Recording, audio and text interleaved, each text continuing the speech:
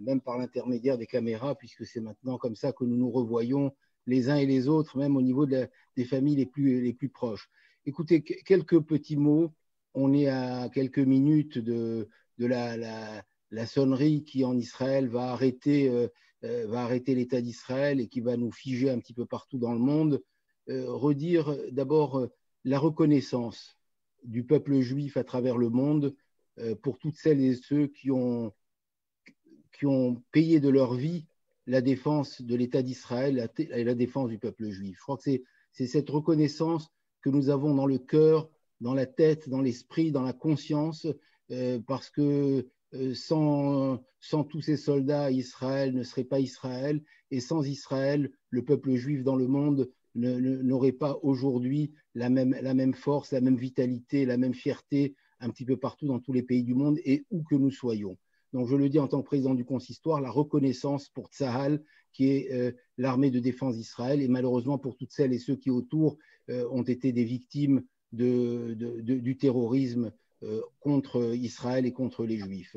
Et puisque aujourd'hui nous sommes plus particulièrement avec Gérard Zerbib, avec Nanou, son épouse, et avec la famille Zerbib pour honorer la mémoire de Johan, je voudrais en quelques mots et avec mon cœur redire ce que, vous voyez ce cadre qui est là, c'est celui de Johan qui est à côté de ma télévision et qui accompagne notre famille depuis 14 ans. Johan a été le meilleur ami de mon fils, il reste aussi dans le cœur de mon fils, il a grandi avec nos enfants et avec Gérard, nous avons fondé une école qui est l'école Yagal Yaakov de Montrouge. Et donc, oui, chaque moment d'être aux côtés de la famille Zerbib et aux côtés de Johan pour rappeler la mémoire de ce héros d'Israël. On parle d'un héros d'Israël. On parle d'un jeune qui a quitté le confort familial, un beau pavillon de banlieue qui, en terminale, a dit « Je vais aller défendre la terre d'Israël ». Et on sait par tous les témoignages que donnera Gérard avec aussi beaucoup d'éloquence, mais c'est important que je le redise aussi avec mes mots, par tous les témoignages qu'on a entendus du monde militaire, combien il aimait la terre d'Israël, combien il s'est battu pour cette terre d'Israël, combien tous ces témoignages ont même, pour beaucoup, donné envie, même aux Israéliens qui nés en Israël, qui ont vécu en Israël, de voir ce Chayal Boded avec autant d'amour, ça leur a donné aussi une conscience d'Israël. Et rappeler quelques épisodes. Je sais que, par exemple, les enfants, là, on est dans le jour de Yom HaZikaron. Gérard, pour la première année, ne pourra pas être à Ashdod sur la tombe de son fils. Et c'est effectivement comme pour tous les Israéliens dans cette période de confinement, ils ne pourront pas être sur la tombe de leurs enfants, de leur famille et de leurs proches. Je sais qu'il faut que vous sachiez que les enfants de l'école Yagal Yaakov, dans laquelle il a grandi et où il a fait partie du premier voyage de Yagal Yaakov en Israël, où il a fait Yom HaZikaron et Yom HaAtzmaout à l'âge de 10 ans quand il était en CM2 en Israël, et ça a vraisemblablement contribué à forger sa conscience sioniste. Que les enfants de cette école qui tous les 2 ans partent en Israël, tous les 2 ans, les enfants de CM1 et de CM2 avec leurs enseignants, avec le rabbin quand ils pouvaient y aller, le rabbin mon père, se retrouver à Yom HaZikaron sur la tombe de Johan. Je crois que c'est un symbole très important dans l'attachement que tout le monde a gardé avec la mémoire de Johan. Voilà, je ne vais pas être plus long parce que le temps est compté, mais je voulais redire dans ce moment notre fidélité, notre engagement, notre reconnaissance à tous les soldats de Tsahal, à tous ceux qui sont morts ou qui ont été blessés ou qui ont été mutilés pour qu'Israël existe, et plus particulièrement à notre enfant, à Johan Zerbib, qui a certainement forgé l'identité de beaucoup de jeunes Français qui se disent voilà jusqu'où on est prêt à aller pour défendre notre identité. L'identité, ce n'est pas simplement une terre, c'est aussi une conscience juive. C'est aussi, il était à la fois celui qui a mis les téphilines. On a une photo de lui mettant ses téphilines la veille, puisque c'était Shabbat, la veille de son assassinat. Il était dans une conscience juive, dans une conscience religieuse, dans une conscience sioniste, et il nous a livré ce message qui fait partie vraisemblablement des engagements que je porte dans ma responsabilité au quotidien. À chaque fois que j'ai des doutes, je repense à lui et il guide un peu notre conscience et notre ambition de rester un peuple uni, un peuple solidaire et un peuple fidèle à sa mémoire, à son histoire et respectueux du devoir que nous avons d'avenir. Merci Gérard d'être avec nous et merci d'avoir pendant toutes ces années continué à témoigner avec beaucoup de vigueur parce que ça nous aide. Merci Joël. Merci beaucoup, Joël, de votre témoignage. Je crois que c'était important qu'on reçoive un peu cette perspective beaucoup plus large. On entendra évidemment le témoignage particulier de la famille Zerbib et je passe la parole à Mathias Simbar pour orienter un peu le débat et les questions et surtout, j'allais dire, nous faire mieux connaître un petit peu Johan. La preuve de la présence aujourd'hui de Joël Mergui, le président des consistoires, c'est aussi la preuve que lorsqu'on a la détermination et la force, on peut y arriver. Et donc, c'était aussi une occasion pour moi de vous souhaiter la bienvenue dans ce monde réel, après ce qu'il a vécu. Concernant le Yom HaZikaron, parfois on a l'habitude de s'arrêter sur certains noms. Alors ce soir, on va s'arrêter sur celui de Yohan Zerbib. Il fait partie des 23 000, et c'est peut-être une donnée qui est oubliée. 23 816 plus exactement, soldats qui sont tombés sur le champ de bataille depuis que ce Yom HaZikaron, ce jour du souvenir en mémoire des soldats, a été créé par l'État d'Israël. Il a été rejoint depuis les années 90 par une donnée, 4 166 victimes du terrorisme. Qui était Yohan Zerbib? C'est un jeune, alors on va bien évidemment donner la parole à son père.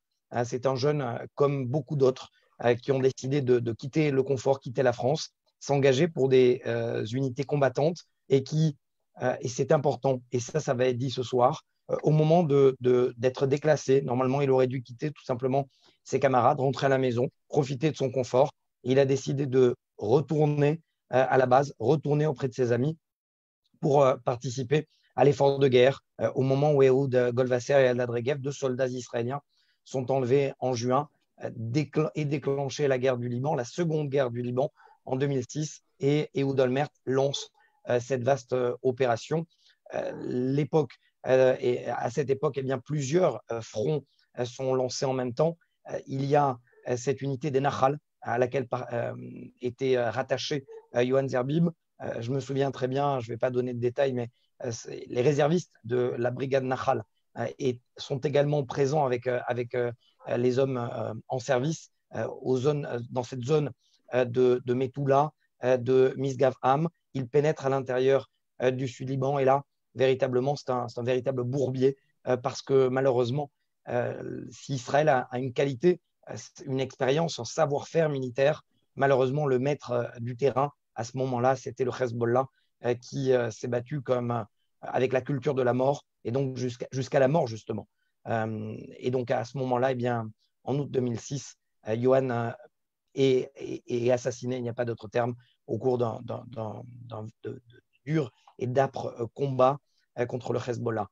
Je pense que pour parler de la mémoire d'un soldat, un soldat, ce n'est pas un homme en uniforme, ce n'est pas uniquement un homme qui porte une arme et un casque, c'est un homme, tout simplement, avec ses valeurs, son choix et surtout cette volonté de vivre. Un soldat, c'est avant tout quelqu'un qui veut absolument véhiculer un message, défendre ceux qui sont restés en arrière, notamment l'arrière-front, ce que l'on appelle l'arrière-front en Israël.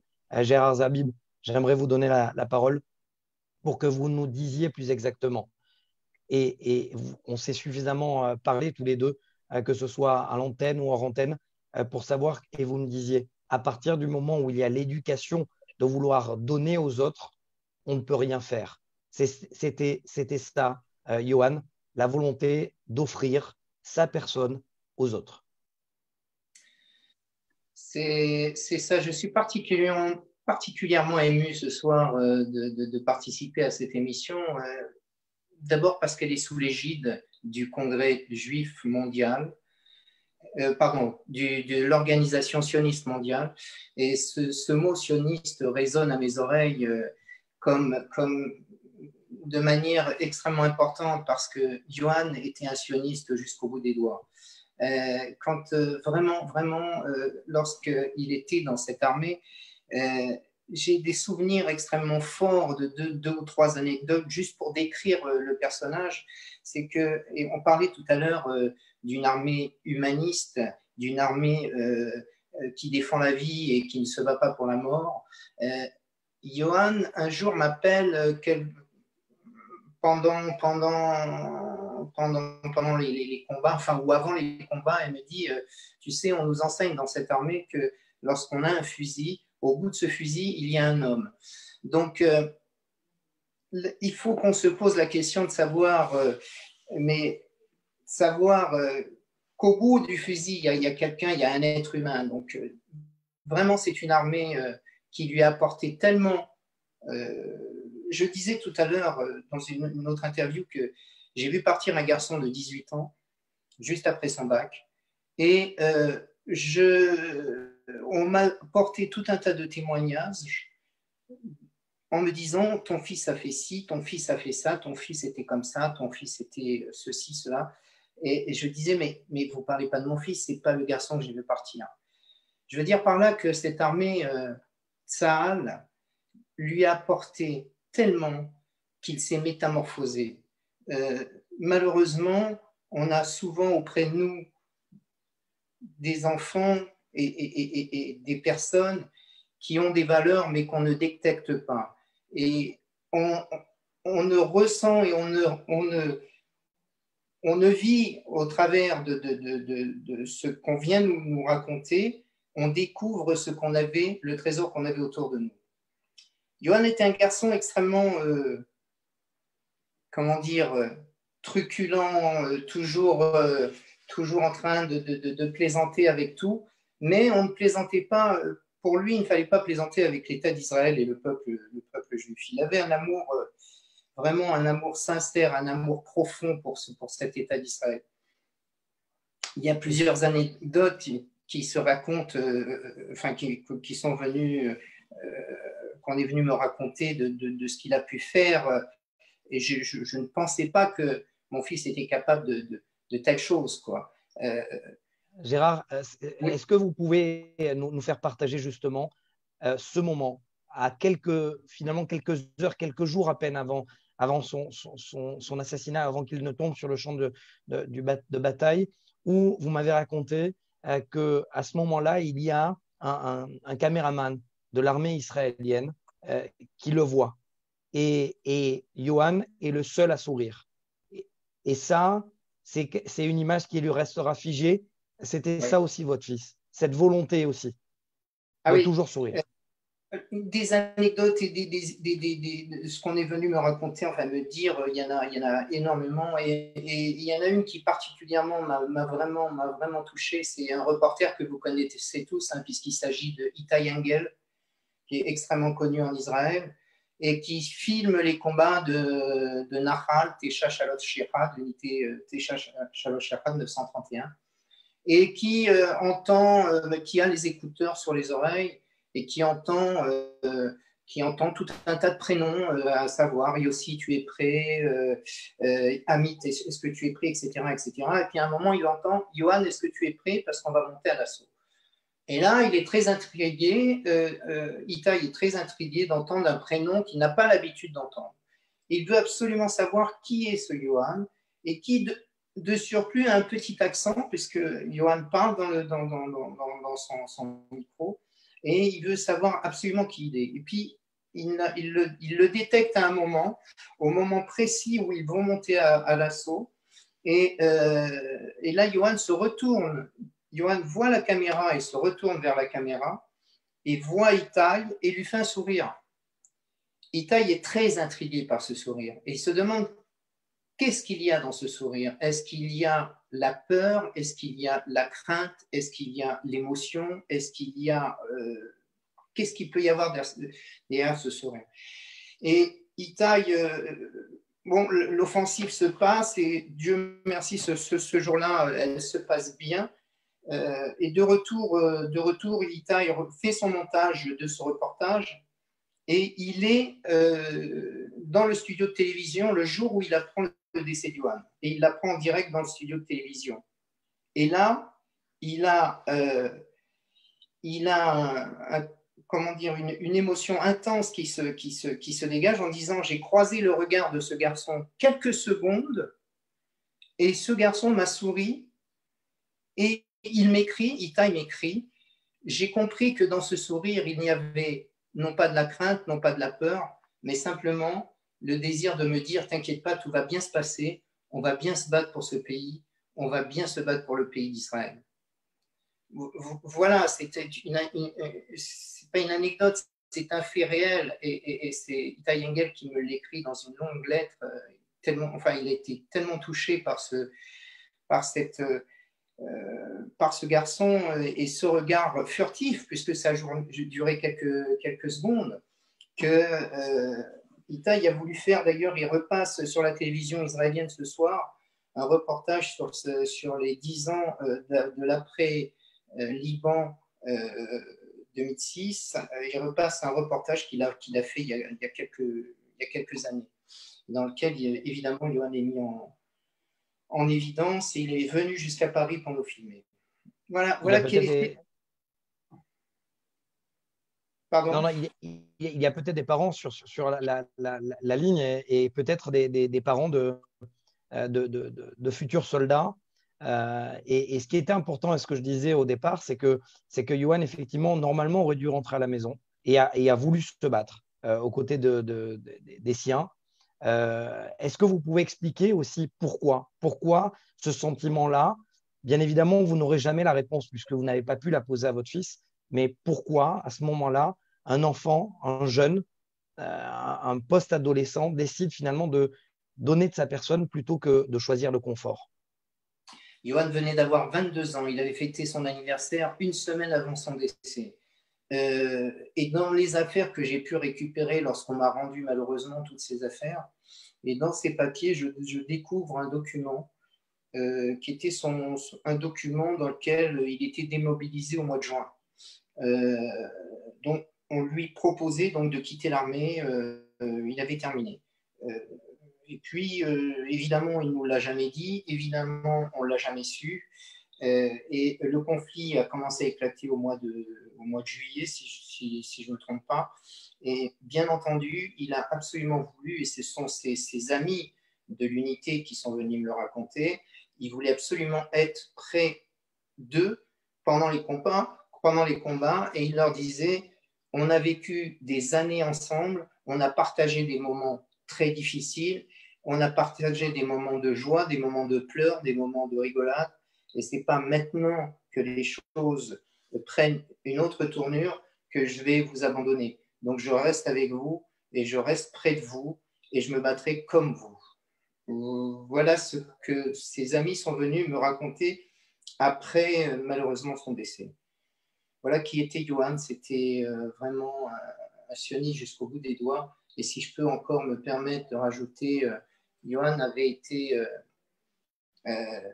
détecté par l'agent juif pour faire la promotion de l'agent juif en France. Et donc, il y a eu tout un tas de photos, de très belles photos qui ont été prises, et il devait représenter l'agent juif après son service militaire. Et il avait suivi un cours durant son service militaire, dans lequel, pour les Chayalim Bodedim, on devait enseigner, parce que beaucoup de Chayalim Bodedim ne connaissent pas le sens profond du sionisme, ne pratiquent pas le judaïsme, et donc cette formation de quelques mois pendant le service devait donner à ces soldats donc les bases du sionisme, les bases. Mais j'ai reçu après son décès un courrier qui m'a vraiment touché, ému profondément, et cette fille qui devait lui enseigner donc le sionisme écrit: je ne pouvais pas enseigner le sionisme au soldat le plus sioniste qu'il m'a été permis de voir pendant mon existence, et Dieu seul sait si j'ai vu des soldats passer. Yohann allait lui-même au tableau, et prenait la place de cette fille, et inculquait et donnait aux autres soldats qui étaient là les racines et les mots qui concernaient le sionisme. Et après donc elle m'envoie ce courrier qui était très émouvant, pardon, et elle m'envoie également un document écrit de la main de Johan en hébreu, dans lequel elle lui avait demandé de mettre quelques lignes sur sa manière dont il ressentait le sionisme. Qu'est-ce que c'était que le sionisme pour lui? Et elle m'écrit, donc, elle m'écrit, j'ai vu beaucoup de soldats, j'aurais demandé à tous de m'écrire ces quelques lignes sur le sionisme, mais le seul document que j'ai pu garder, c'est le sien.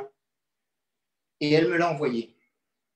Je l'ai fait imprimer, et un jour, je l'ai montré à le colonel qui dirigeait de Nahra, qui était Avidaham, et en lisant ce document, me dit, écoute, je vais prendre la direction de l'école d'officiers et de sous-officiers de l'Expéramol, et ce document va me servir de base pour transmettre les valeurs du sionisme à tous ces soldats israéliens dont certains ne connaissent pas réellement le fond et la profondeur du sionisme. Donc, voilà qui était Johan, voilà ce que l'armée et ce que Tzahal en a fait. Alors évidemment, comme disait Joël, il y a des racines. Je veux dire, il a fréquenté des écoles juives, il a fréquenté l'école Yagad Yaakov que nous avons créée avec Joël il y a maintenant 25 ans, dont le père de Joël était également un des fondateurs. Oui, il y a vraisemblablement des racines, mais cette métamorphose qui s'est opérée au sein de Tzahal, elle est extraordinaire. Et j'ai toujours tendance à dire, je suis partagé entre deux sentiments. Un sentiment de peine, de douleur d'avoir perdu un enfant, mais également un sentiment de fierté de savoir que mon fils a pu partager des moments dans cette armée qui est une armée, on le répète jamais assez souvent, c'est une armée de défense, c'est une armée qui est plus humaine que toutes les armées, malgré tout ce qu'on peut entendre, qui est peut-être l'armée la plus humaine de l'humanité. Gérard, j'aimerais vous lire aussi également un message qui vient de nous parvenir, de Judith Kahn, qui nous dit « Je ne peux oublier Johan à l'Argent Juive, il venait nous voir et le soleil entrait. Ces derniers mots qu'il m'a dit avant de partir, 2 jours avant, je dis, s'il m'arrive quelque chose, dit à mes parents que je suis fier et heureux. » J'aimerais aussi vous poser la question pour que vous expliquiez également aux parents, aux gens qui ne connaissent peut-être pas, ce que signifie le terme de soldat seul, de Khayal Boded, parce qu'au cours d'un service militaire combattant notamment, parfois on peut être amené à passer 3 semaines hors de la maison, et il y a juste après les classes, juste avant les 2e classes, ce que l'on appelle là, en hébreu le Yom Mishpacha. Et ce Yom Mishpacha, lorsqu'on est soldat seul, on voit énormément de soldats qui sont entourés des leurs, mais pas véritablement pour les soldats seuls, de ses parents, de ses oncles, et ça, c'est aussi un sacrifice. Est-ce que c'est ce qu'il vous disait également, Johan, qu'il se sentait aussi épris d'une mission parce qu'il n'était pas auprès de ses parents? Oui, il nous le disait, mais à sa manière. C'est-à-dire que, encore une fois, Johan avait une force intérieure qui était tout à fait extraordinaire, c'est que jamais il ne laissait transparaître la moindre émotion de chagrin. Il était, encore une fois, celui qui plutôt venait réconforter ceux qui étaient dans la douleur ou qui avaient des moments un peu difficiles.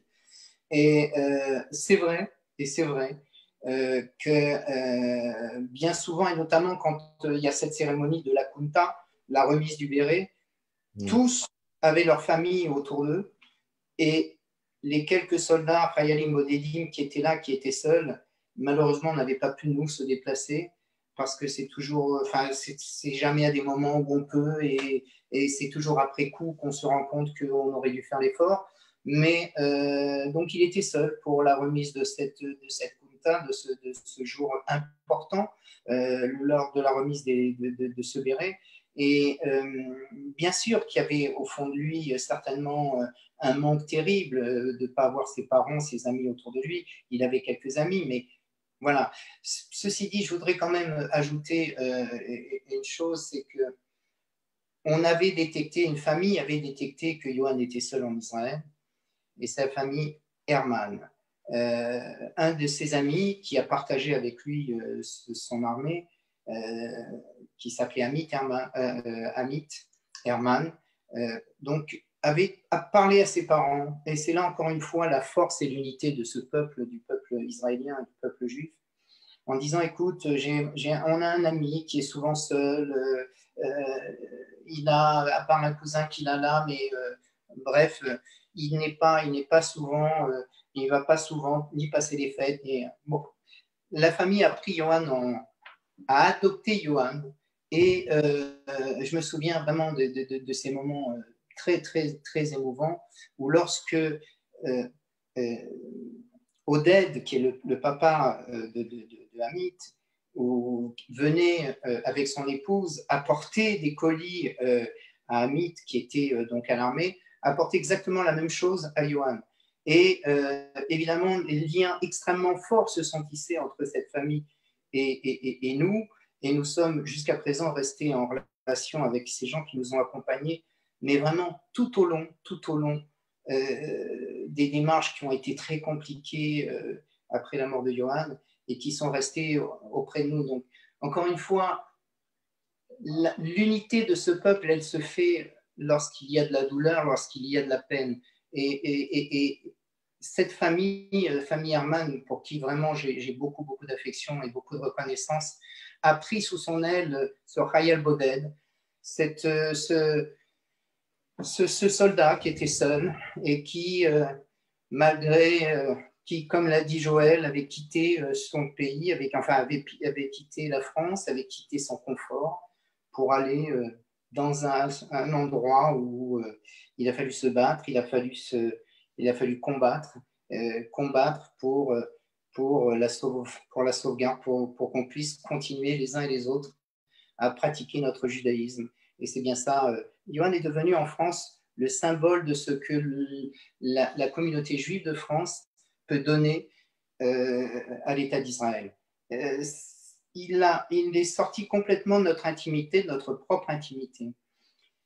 Voilà encore une fois ce qu'était Johan, et voilà comment il a vécu ces années de Chayal Boded. Effectivement, il a eu des moments difficiles, mais jamais au grand jamais il ne s'est plaint. Jamais au grand jamais il ne s'est plaint, à la fois et bien souvent il me disait, j'ai choisi d'aller en Israël, je souhaite l'aide de personne, je veux me débrouiller par moi-même et je veux vivre profondément mes choix.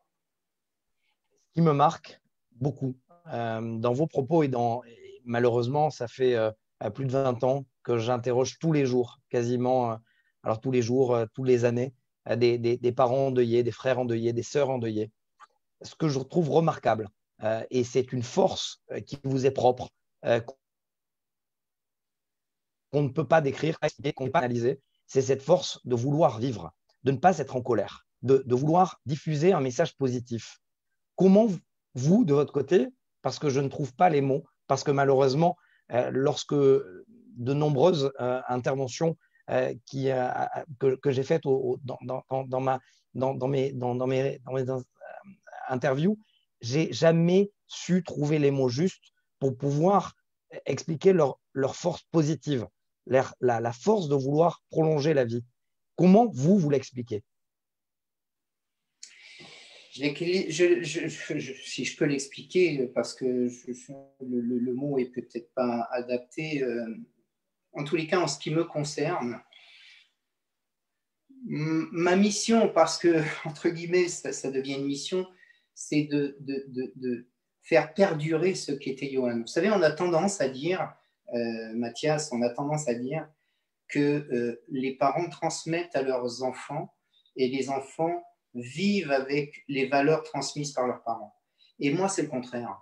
Moi, c'est le contraire. Et ce qui m'anime et ce qui me donne aujourd'hui la force de continuer à parler de lui, et de manière, non pas avec la colère, mais plutôt avec la pudeur, et surtout avec, encore une fois, ce sentiment qui est partagé entre la peine, mais également la fierté, c'est bien ça. C'est que dans les très nombreux témoignages que Johan a laissés derrière lui, et dans une très courte vie, 22 ans, et tout ce que nous sommes, enfin, ce qu'on a pu récupérer, encore une fois, que ce soit un journaliste ou que ce soit ses amis, venir me dire que Yohan a été capable de faire ce que j'ai perçu, ça ne peut que me donner la force de continuer à parler, de faire vivre au travers de mes paroles et de voir que, encore une fois, au bout de 14 ans,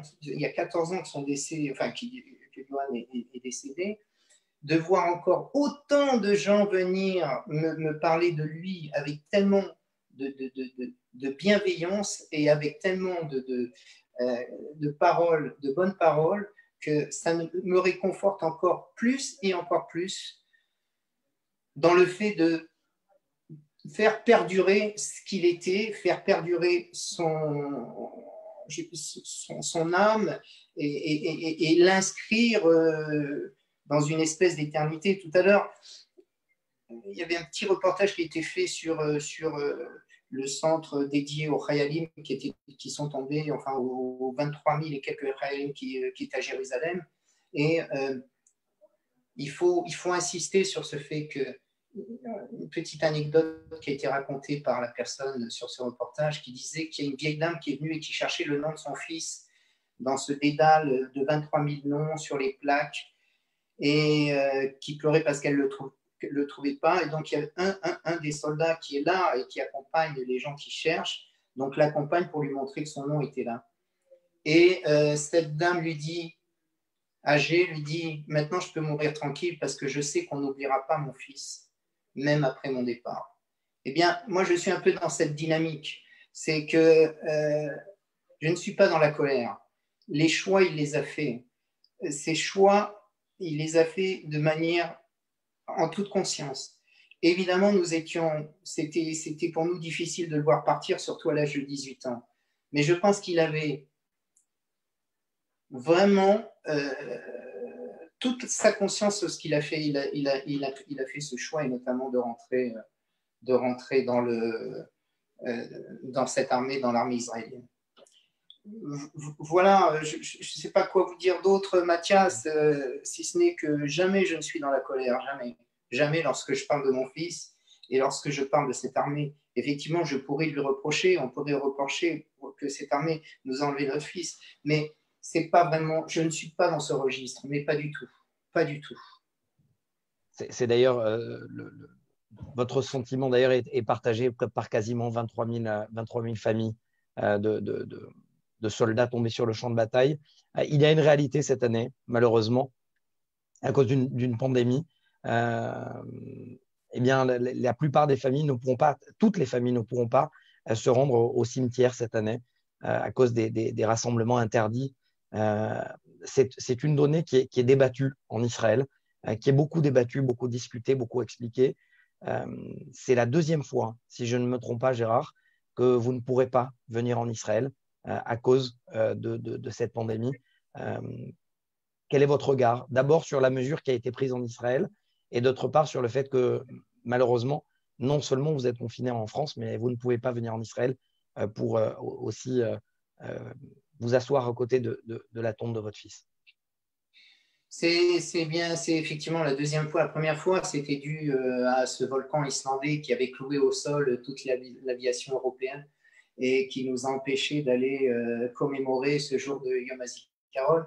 Mais et évidemment, cette fois-ci où le coronavirus vient nous empêcher d'aller nous recueillir sur les tombes, mais surtout d'être auprès de tous ces jeunes, enfin ces jeunes qui sont un peu moins jeunes maintenant puisqu'ils ont pris 14 ans depuis leur service militaire, enfin depuis leur armée avec Yohan, qui sont tous mariés avec des enfants et qui chaque année sont présents pour commémorer le Yom HaZikaron, mais également Yom HaShana. Ils sont toujours là. Il n'y en a pas un qui manque à l'appel, ils sont toujours là. C'est vraiment le point de rendez-vous, le point de commémoration pour ces Chayalim. Je suis d'ailleurs très surpris parce que lorsque je vais pour Yom HaZikaron sur la tombe de mon fils et que je vois la multitude, le monde qu'il y a dans ces cimetières, je vois très peu de tombes de soldats qui, comme celle de Johan, est entourée de tous les Chayalim qui ont partagé ce moment difficile avec lui. C'est une des seules tombes où on voit l'ensemble des jeunes autour de cette tombe. Alors, pour vous dire, l'éloignement, oui, l'éloignement, mais l'éloignement n'est pas un handicap, en tous les cas, pas pour moi. J'aurais bien voulu, bien entendu, être près de ces jeunes, surtout être près de ces jeunes, mais comme j'ai tendance à le dire, le fait d'être éloigné, le fait de ne pas être autour du kéver de Johan, c'est pas trop un problème pour moi, parce que l'important, c'est que nous sommes connectés les uns aux autres, et notamment tous ces jeunes qui, au moment présent, pensent à lui, toutes ces personnes, toute sa famille, tous les gens qu'il a pu croiser, même quelques instants, ce monde, nous sommes tous connectés les uns aux autres, et lorsque la sphira va retentir dans quelques instants, eh bien, nous serons tous, encore une fois, connectés. L'unité de ce peuple d'Israël sera faite, et nous pourrons commémorer comme il se doit comme il se doit, nous pourrons commémorer ce que nous devons à l'ensemble de ces soldats, c'est-à-dire la possibilité de continuer à vivre, nous les uns les autres, notre judaïsme. C'est bien ça la force, c'est que on peut ne pas être prêt, on peut ne pas être au Tekes de Yom HaZikaron en Israël, mais l'émotion est là, comment dire, la cohésion est là entre tous ces gens qui pensent à lui et à tous ces soldats, ces 23 000 et quelques soldats. Nous sommes tous connectés à ces soldats et à leur âme. Et donc, quel que soit l'endroit où nous sommes dans le monde, eh bien, cette commémoration peut se faire. Et comme le disait cette dame, l'État d'Israël, que l'État d'Israël vive de très, très, très nombreuses années, continuera malgré tout à commémorer l'ensemble de ces jeunes et de ces soldats. Et même si nous ne sommes plus là, eh bien, cette armée continuera à faire, à rendre hommage à tous ceux qui sont tombés pour que ce pays puisse continuer à vivre. J'aimerais vous lire, d'ailleurs, je pense à une anecdote il y a quelques années de cela, je crois que c'était en 2001 an, je pense, le Yom HaZikaron, après le fait qu'il soit tombé sur le champ de bataille. Je me souviens de ce Yom HaZikaron où de nombreux soldats s'étaient réunis autour de la tombe de Yohan en train de chanter et en hébreu et en français Ve'aikar, Ve'aikar, lo lefached. C'est-à-dire l'important, c'est de ne pas avoir peur. C'était aussi ce qui dominait Yohan. Je pense que vous vous souvenez de ce moment-là où tous les soldats étaient quasiment sous la forme d'un chet en hébreu, c'est-à-dire de la lettre chet. Je pense que vous vous souvenez sans doute. Je me souviens parfaitement de ce moment. C'était un moment extrêmement intense, extrêmement fort, parce que Yohan, ce n'était pas le signe comment dire, Yohan éprouvait plutôt de la joie. C'était quelqu'un qui était extrêmement joyeux. C'était quelqu'un qui diffusait de la bonne humeur, quelqu'un qui avait de la bienfaisance pour beaucoup autour. Et si on se souvient à ce point de lui, c'est pour ça. Et quand ses copains, enfin tous ses amis qui ont compris qui il était, lorsqu'ils sont autour de sa tombe, bien sûr, se recueillissent, sont là pour se recueillir et pour commémorer ce jour, mais viennent aussi se raconter les blagues que Yohan pouvait raconter les uns aux autres, et surtout chanter, parce qu'il aimait l'ambiance des chants, et surtout ces chants qui ont un sens profond. Et je ne suis pas surpris que ces soldats, enfin que ces jeunes puissent avoir ce genre d'attitude autour de sa tombe. C'était un grand moment, effectivement, et ça arrive encore assez régulièrement, puisque lorsque Yom HaZikaron, la cérémonie se termine et que les gens s'en vont et quittent le cimetière, reste ce petit groupe autour de cette tombe, et là se mettent en place d'immenses discussions et des rappels de souvenirs de ce qu'ils ont fait, de ce qu'ils ont vécu, etc., etc. Et des chants sont entonnés. Et c'est systématique, c'est pratiquement tous les ans. c'est comme ça que ça se passe. Gérard, j'aimerais vous lire alors le message de Myriam Lévy qui nous dit quel courage de ce père pour ne pas s'écrouler quand il parle de son fils. Son fils n'est pas dans une tombe, il est dans le cœur de ceux qui l'ont connu. Pas besoin d'être sur une tombe, sauf peut-être comme point de rendez-vous pour rencontrer les vivants. Bien évidemment, se servir du passé pour avancer vers l'avenir, de la mort à la vie. C'est peut-être le thème aussi de tous les Israéliens.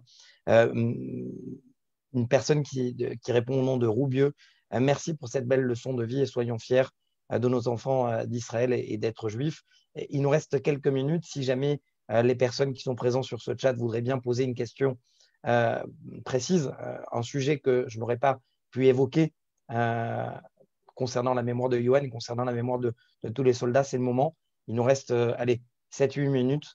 Si quelqu'un veut écrire une question en attendant, je vous laisse quelques secondes.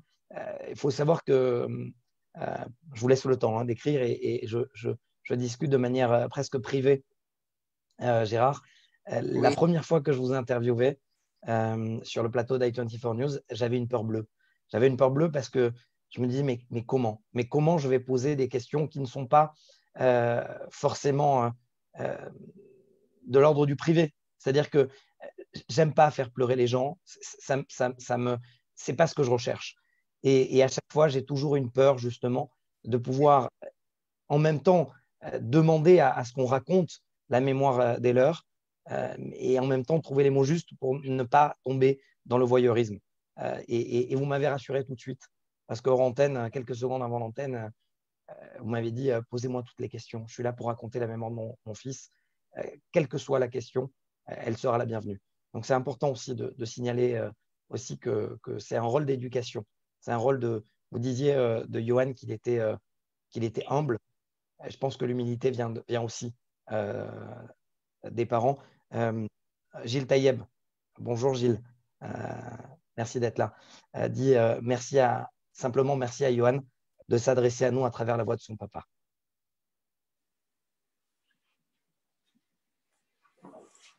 Ben, je salue Gilles, qui est un ami de longue date également, et avec qui nous avons partagé toujours de bons moments.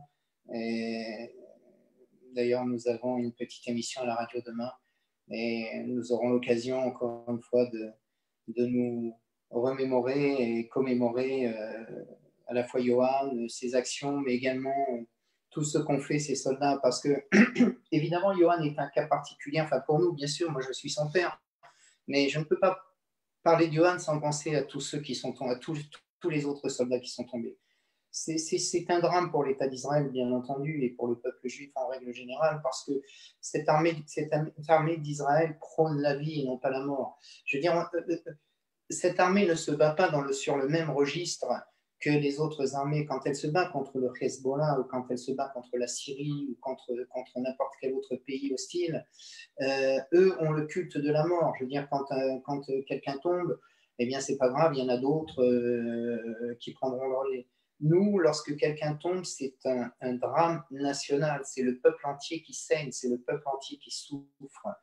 Mais voilà, je veux dire, on n'est pas du tout dans le même registre. Le judaïsme est plutôt dans le registre et prône la vie et prône la sauvegarde de la vie.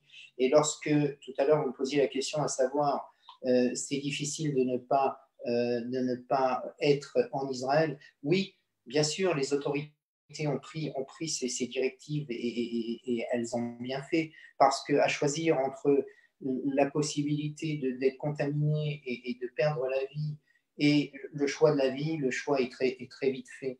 Donc, encore une fois, c'est bien de l'avoir fait. Et c'est pas grave. Et c'est pas grave de ne pas être autour du kéver, autour du tombeau et de commémorer ces soldats, parce que nous le faisons. La preuve, c'est que nous le faisons au travers des médias, et nous le faisons, et encore une fois, nous sommes tous interconnectés lorsqu'il s'agit de penser à ces soldats qui sont tombés, de penser, d'avoir une pensée émue, de savoir qu'ils se sont battus et ils sont tombés pour, encore une fois, je le répète, mais c'est important, pour que nous puissions vivre dignement et avec dignité notre judaïsme, parce que c'est bien ça le fond du problème. Il nous reste 3 minutes. si vous aviez un message, Gérard, un message aux parents qui sont sur le point, c'est très beau d'ailleurs. Eric Benetas dit qu'un âme, Israël, c'est une seule âme, A-M-E. Quand un soldat tombe, c'est tout le peuple qui souffre. C'est exactement le moment où tout Israël et tout le peuple juif d'ailleurs va se recueillir dans quelques minutes. Si vous aviez un conseil, oui. C'est exactement le message que je diffuse, c'est de dire que nous sommes tous connectés au moment où la sphira va se mettre à sonner et que donc cette commémoration, elle aura lieu quand même, quel que soit l'endroit où nous sommes dans le monde. Je voudrais juste ajouter une petite chose qui concerne Johan, qui est très étrange, c'est que une année sur sa tombe, je lisais ses prénoms en hébreu, Johan, Yaakov, Yosef, Yud, Yud, Yud, et puis je me suis interrogé, je me suis dit, mais il manque un Yud. Il en manque un. Il manque le Yud de Israël. Parce qu'il avait un tel amour de ce pays, un tel amour de cette armée, un tel amour de ce peuple, qu'on aurait dû rajouter également à la suite de son nom Israël. Et il y aurait eu ces 4 Yud qui auraient formé le socle de toutes les valeurs qu'avait Johan. Voilà, je voulais ajouter cette petite anecdote, c'est pas une anecdote, mais en tous les cas, cette petite réflexion, parce qu'il était tellement amoureux de ce pays et je veux dire, tous les témoignages qui affluent et qui continuent d'affluer sont là pour comment dire, affluent et vont dans le même sens. Johan était un sioniste jusqu'au bout des doigts, aimer ce pays, aimer ce peuple, aimer le judaïsme. Et Joël a répété tout à l'heure quelque chose d'important, c'est que la veille de sa mort, Johan a été pris en photo, et là aussi c'est une anecdote extrêmement forte, c'est que Johan a été pris en photo mettant ses téphilines, cette dizaine d'heures avant son décès, c'est-à-dire on était le vendredi, il devait aller au combat le samedi, et avant d'aller au combat, il a mis ses téphilines. Et cette photo a été prise par un de ses amis. Et je terminerai avec ça parce que c'est très évocateur. Donc cette photo, l'appareil photo est tombé, à l'époque c'était un appareil photo, est tombé dans les décombres et est resté, c'est une unité un peu spéciale qui est allée nettoyer l'endroit où il y a eu des combats et qui a récupéré cet appareil photo et qui est resté sur les étagères de Tsahal pendant 2-3 ans. Et lorsque le propriétaire de cet appareil a récupéré cette photo et qu'il a vu cette photo, il a tenu absolument à me l'envoyer pour me dire, tu vois, ton fils était à la fois les valeurs du judaïsme, mais également les valeurs du sionisme. Regarde, il avait ses téphilines quelques jours avant de mourir, et pourtant c'était un soldat et un sioniste dans le fond de lui-même. Voilà. Voilà pourquoi continuer. Il y a une remarque qui est intéressante, Gérard. J'aimerais vous la dire aussi, à la dire, c'est que nous sommes fiers nous ne connaissions pas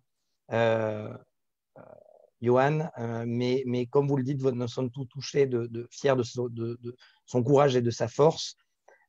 Johan était bien plus que le soldat sioniste et motivé que nous connaissions. Il était également source de réconfort pour tous ses frères d'armes. Nous étions dans la même unité, mais dans 2 groupes différents. Lorsqu'on sortait en opération, il avait toujours les bons mots pour qu'on puisse garder le moral et il savait nous faire rire. En ce sens, il a sauvé plus de vies que ce que nous pouvons imaginer. C'est visiblement un commentaire d'un frère d'armes. J'allais vous poser la question, parce qu'il y a sans doute ici des parents peut-être qui s'apprêtent à envoyer leurs enfants à l'armée. C'est dur de laisser son enfant partir. C'est comme un oiseau qui quitte le nid. Et on sait donc pertinemment que ce n'est pas un nid qui va être de tout repos. Qu'est-ce que vous avez à leur dire si vous deviez, peut-être c'est le mot de la fin, pour ce soir, bien évidemment, encore de nombreuses années, Gérard, mais de la fin de cette conversation. Eh bien, c'est vrai que lorsque nos enfants décident de rentrer dans le Tsahal, on a énormément d'appréhension, bien entendu. Mais au fur et à mesure que les mois passent et qu'on s'aperçoit de la métamorphose qui s'opère de ces adolescents qui partent et qui deviennent de vrais hommes, dans le sens le plus large du terme. Je veux dire par là, avec l'acquisition des valeurs humaines, eh bien, je ne peux... C'est dur de dire ça, mais je ne peux qu'encourager ses parents à laisser ses enfants parce que c'est l'école de la vie. Sincèrement, ça, c'est l'école de la vie. Malheureusement, ça s'est mal terminé pour Johan, mais c'est vraiment l'école où ils vont acquérir tellement de choses importantes et qui vont leur servir toute leur vie. Et je peux le mesurer dans tous les jeunes que je fréquente et qui ont fait l'armée. Je peux le mesurer, je peux le quantifier au travers de tous ceux qui ont fait l'armée et qui sont rentrés dans ça. C'est vraiment une école extraordinaire de la vie et qui enseigne et qui diffuse. Vous savez, on est toujours très surpris. Moi, j'ai toujours tendance à dire, et je terminerai par ça, faites confiance à vos enfants. Faites confiance à vos enfants. On est toujours à leur faire des remontrances. Ne fais pas ci ou ne va pas là. Mais je peux vous garantir que ce que leur apporte cette formation dans cette armée, eh bien, on en récolte les fruits plus tard et on est même très surpris de ce qu'ils peuvent nous montrer et de ce qu'ils peuvent diffuser autour d'eux, le sens des valeurs qu'ils ont appris, notamment du partage, de la bienveillance, etc. Et j'en passe sur le nombre de choses qu'on leur apprend dans ce temps. Voilà, c'est une des meilleures écoles du monde. Malheureusement, c'est également le prix à payer pour que nous puissions continuer à vivre, pour que nous puissions vivre nos vies de juifs, quel que soit l'endroit où nous nous trouvons dans le monde, et pour sauvegarder le judaïsme qui nous est si cher. Voilà. Sachez juste, Gérard, que même les officiers de Johan ou les officiers d'aujourd'hui sont aussi des enfants. Et à 20 ans, on est toujours non pas que j'ai envie de prononcer des propos paternalistes, mais à 20 ans, on est toujours des gamins. Que ce soit 20 ans, 22 ans, on a toujours la responsabilité d'un pays sur les épaules. Et ce qui est extraordinaire pour le vivre au quotidien ici sur le terrain, c'est que la fameuse phrase en hébreu, Kulam acharai, c'est-à-dire tous derrière moi. Ce sont ces jeunes-là, justement, même ces officiers, qui mènent le combat. Et c'est une particularité aussi israélienne que de mener le combat, de mener l'assaut, d'abord l'officier et ensuite les soldats. J'aimerais vous dire d'ailleurs une phrase de Colette Sanz. Merci pour votre témoignage. Je suis très fier de mon fils qui a le courage de monter en Eretz. Il a été un soldat seul et actuellement, il est confiné tout seul aussi. Une pensée affectueuse et reconnaissance pour tous ces jeunes. Et également Pascal Carcinti, quel beau témoignage, quelle leçon de vie. Également, en ce jour de souvenir, nous sommes à la fois tristes, mais paradoxalement heureux. Le souvenir de Johan me ramène personnellement à une période de rire et d'insouciance, là où le champ des possibles était sans limite. C'est justement là où l'amour et l'unité entre les gens peut amener à ce type de comportement et de se dépasser soi-même. Voilà, ce Zoom est terminé. Yasmine m'a demandé qui a organisé. D'ailleurs, vous pouvez la remercier et la saluer parce que quand on parle de tout organiser de la maison, c'est pas évident et elle l'a fait de manière remarquable. Il fallait le saluer. On remercie Avisana également qui nous a rejoints. On remercie tout particulièrement votre ami Gérard Zerbib en la mémoire de Johan. C'était tellement important que Joël Mergui, le président des consistoires, après ce qu'il a vécu ces derniers jours, puisse être là, puisse être sur ses pieds, face cam, et dire l'amour qu'il a pour votre fils, pour vous et pour ces jeunes qui se battent au quotidien. C'était important aussi pour lui d'être présent et de pouvoir donner ce message d'abord positif. C'était important de le signaler. Merci à l'organisation sioniste mondiale de m'avoir donné la possibilité également de vous donner la parole, Gérard. Je pense que la sirène va retentir dans 2 minutes. Si vous avez peut-être encore un mot, Gérard, mais véritablement 1 minute parce que la sonnerie ne va pas tarder. Mathias, je voudrais d'abord remercier effectivement tous ceux qui ont pu mettre en place l'organisation de ce Zoom, et notamment Yasmine. Bien sûr, j'ai été très ému de savoir que Joël allait intervenir, et je l'ai appris au dernier moment. Joël, encore une fois, qui est un ami de très longue date et qui a bien connu Johan et qui a pu témoigner toujours avec beaucoup d'émotion sur lui. Et quoi vous dire, vous remercier à vous tous, organisateurs de ce reportage, et surtout, encore une fois, dire à quel point je suis ému et touché que ce reportage, enfin en tous les cas, que ce Zoom a été fait sous l'égide de l'Organisation sioniste mondiale. Et encore une fois, ce terme sioniste résonne pour moi de manière intense, surtout lorsqu'il s'agit de parler de Johan, parce que c'était vraiment le sioniste. Et Dieu seul sait si des témoignages sur son sionisme, j'ai pu en avoir de toutes parts. Voilà, en tous les cas, merci. Non, il y a un message aussi pour vous, parce que grâce à vous, dit Nat, une forte pensée pour mon fils Golani depuis un an, Raël Baudet. Un beau témoignage, Monsieur Zerbi, visiblement. Votre témoignage aussi qui aide certains parents qui sont confinés à des milliers de kilomètres et qui ne peuvent pas être aux côtés de leurs fils qui sont toujours en Israël. Je suis en train de regarder en direct la cérémonie au Kotel, au mur occidental. C'est assez impressionnant de voir le Kotel vide de Monte la première fois qu'en Israël, eh bien, ces cérémonies sont tout simplement organisées quasiment à huis clos avec les Israéliens. Je pense que la sonnerie ne va pas tarder à retentir. Merci à vous. Je pense qu'on va pouvoir la vivre. Une fois que la cérémonie sera terminée, eh bien, chacun… également, un grand merci à Avi également d'avoir parrainé également ce Zoom. C'est toujours avec beaucoup d'émotion, en tous les cas, qu'on revoit ces visages et qu'on partage ces moments intenses. Voilà. On rappelle la mémoire donc des 23 816 soldats tombés sur le champ de bataille et les 4 166 victimes du terrorisme.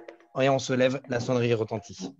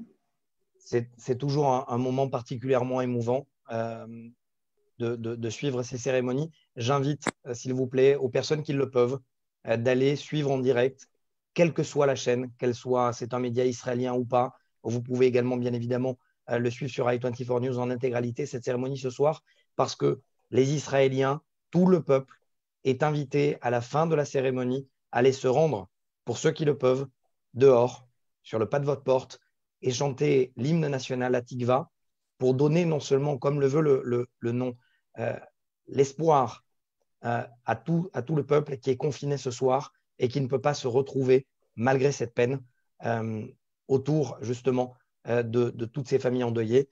Je pense que c'est important ce soir que chacun d'entre nous se sente concerné par cette journée.